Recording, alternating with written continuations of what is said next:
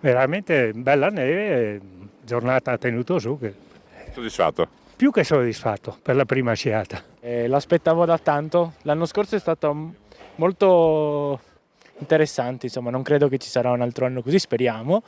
E quest'anno poca gente per ora, ma si torna. Sì, finalmente, dopo la chiusura era giunto il momento di tornare sulle piste.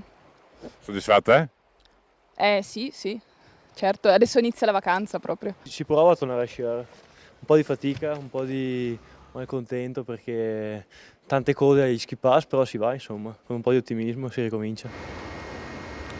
Parcheggi affollati ad Alleghe per la prima giornata sugli sci. Dopo un anno trascorso con gli impianti di risalita chiusi a causa del Covid, c'è quasi un senso di liberazione nel poter tornare a indossare gli scarponi e a inforcare gli sci.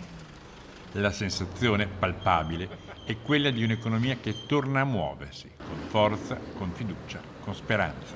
È una bella giornata, è andata veramente bene. Soddisfatto? Sì, pienamente.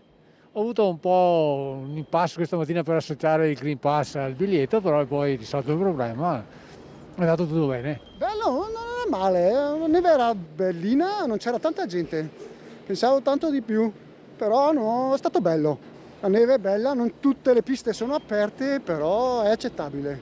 Com'è andata? Bene, dai, le piste sono buone, soprattutto dalla parte qua di Alleghe e di Selva.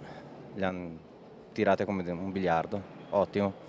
Sono contento.